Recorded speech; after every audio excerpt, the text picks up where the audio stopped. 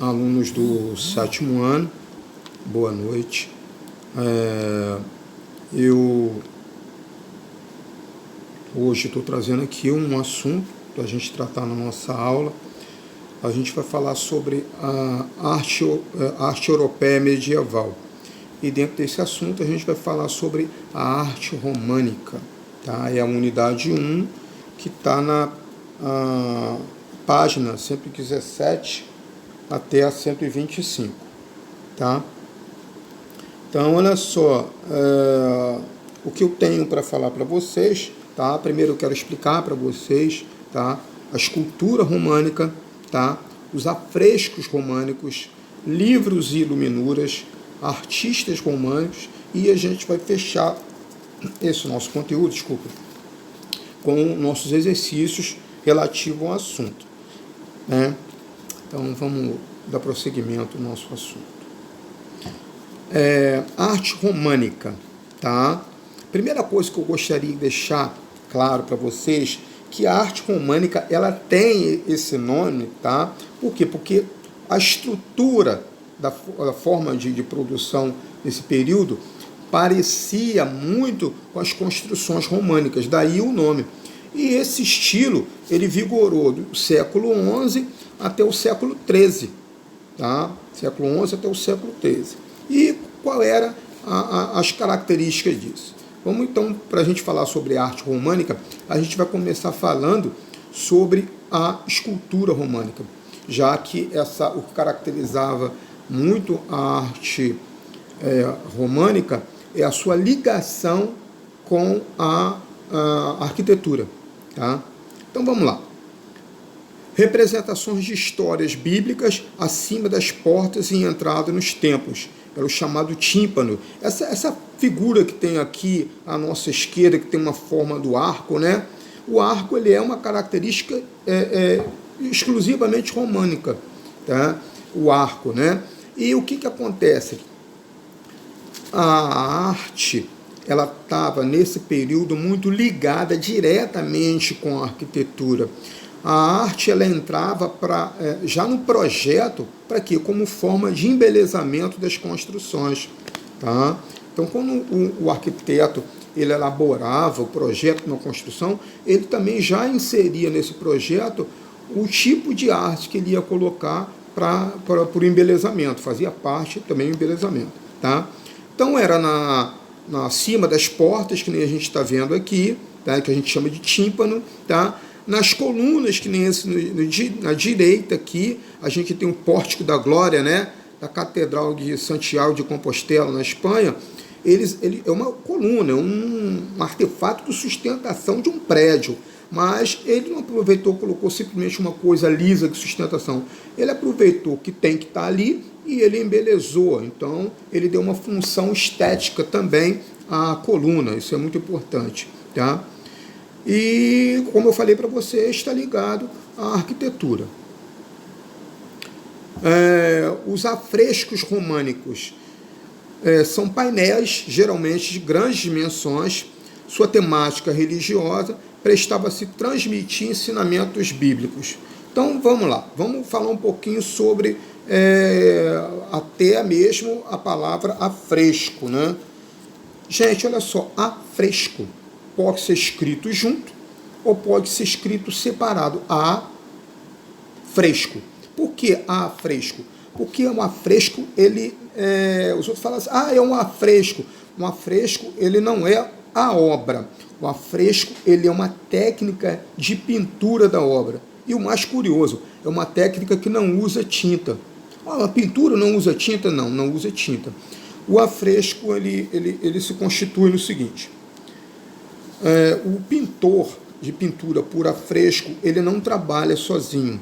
Trabalha geralmente um pedreiro. Por quê?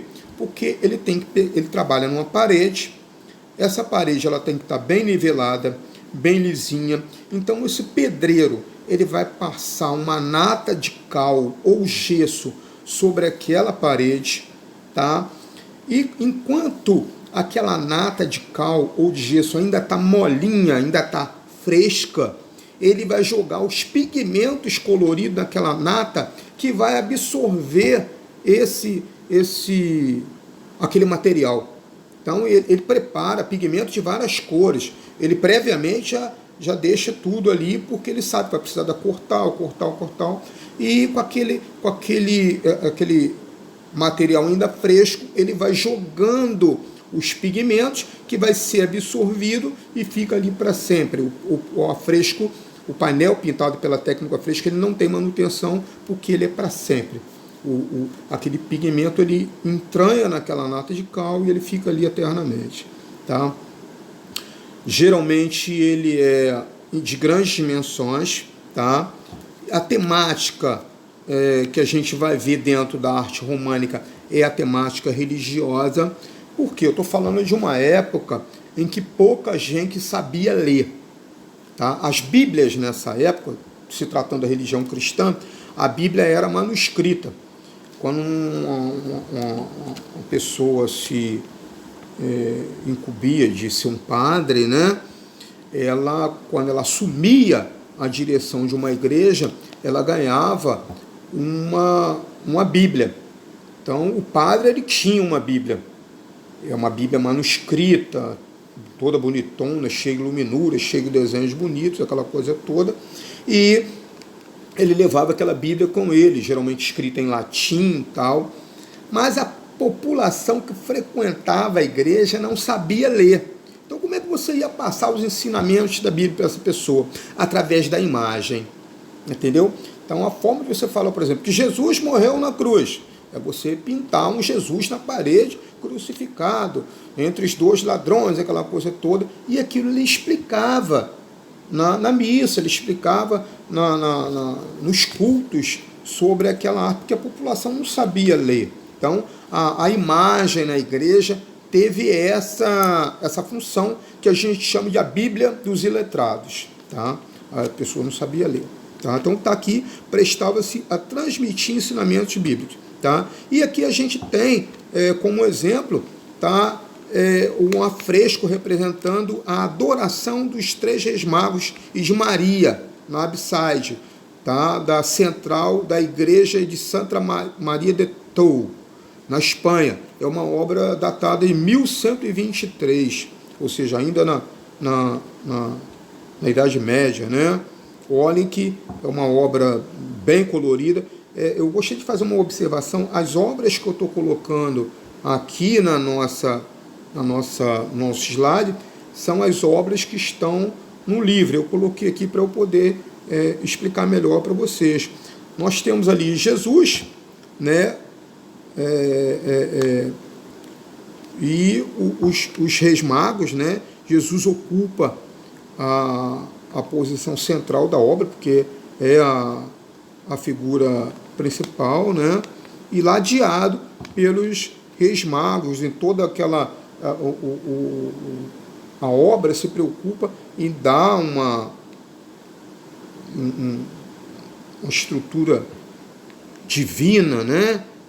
Os santos representados com as suas auréolas, as estrelas, aquela coisa toda, para caracterizar uma obra religiosa.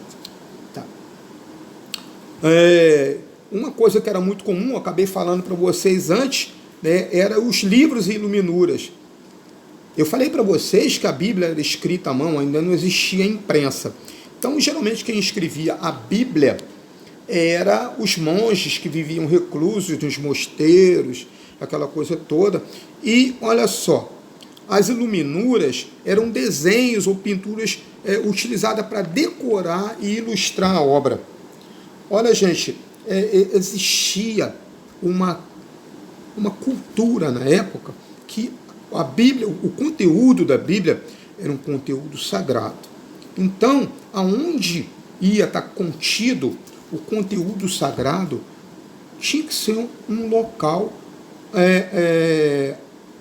à altura de conter esse conhecimento sagrado. Então tinha que ser um local bonito. Então a Bíblia, além dela ter o conhecimento, ela tinha que ser bonito, porque é a palavra de Deus que está aí. Acreditava-se dessa forma. Então, além de escrever, eles cuidavam para que fosse um livro bonito. Então, geralmente, por exemplo, a primeira letra do capítulo de um livro, ou de um capítulo de um capítulo de um livro, ou do próprio livro, trabalhava-se bastante a primeira letra, né? Então, usava-se as miniaturas, ou usava a letra inicial com um formato maior, chamado capitular, tá? Era ornamentado com motivos variados, todo colorido, tá? E costumava-se usar até ouro e prata. Olhem a letra R aqui, o segundo desenho, a letra R está brilhosa. É o exemplo que eu coloquei para vocês aqui, que colocaram prata na letra R.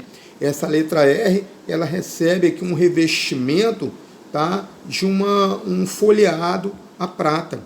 A letra J aqui, ela é banhada a ouro. Aqui, para valorizar esse início de capítulo, esse início de livro da Bíblia, tá? Cópias da Bíblia, livros religiosos sagrados. Então, geralmente, esses dois tipos de livro, eles usavam essas iluminuras, essas letras capitulares. Tá?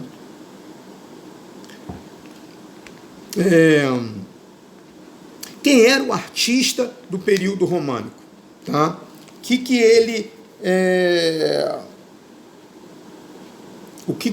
ele fazia? Tá? Olha só, o artista do período românico, geralmente ele era uma pessoa contratada pela igreja, tá? É muito importante eu falar para vocês, tá, que a figura do artista, ela não era valorizada. Não era valorizada. Por quê? Porque o mérito não era do artista, o mérito era da palavra, a palavra da Bíblia. Tá? O que o artista fazia, então ele era tido como um simples executante. Tá? Então o artista, ele não tinha tanto reconhecimento, ele não assinava a obra que ele fazia, porque aquilo ali era obra de Deus, então ele não tinha mérito nenhum em cima disso. Tá? As produções artísticas, elas eram controladas pela igreja. A igreja ditava o que ela queria que o artista tinha que fazer. Tá? A função era decorar, ilustrar e ensinar, embelezar as obras arquitetônicas e livro produzido pela igreja. Tá? Como eu falei para vocês, até o século XII, ou seja, grande parte da Idade Média, tá? A figura do artista não era valorizada. E a pintura, ela era uma manifestação divina. O artista era só um instrumento. Então, ele fazia a obra dele, recebia o pagamento dele, pronto, ele sumia naquilo ali e acabou. Tá?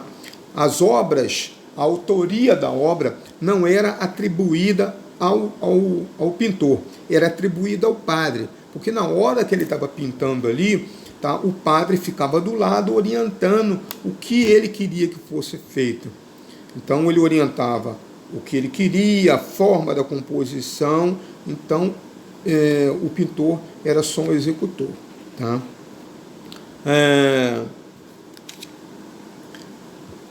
Eu vou terminar a nossa aula por aqui, e para terminar eu vou deixar para vocês aqui, tá, duas tarefas. Tá? Tem um exercício na página 118, eu gostaria que vocês respondessem essa questão. Tá? Só que para você fazer a questão, você vai ter que fazer uma pesquisa na internet para saber o real motivo, tá, dessa questão que está aí. E logo a seguir, vou pedir para vocês fazerem os exercícios da página 121, 124 a 125 e depois 129 a 131. Tá? Eu vou ficando por aqui e deixo um abraço para vocês e até a próxima aula.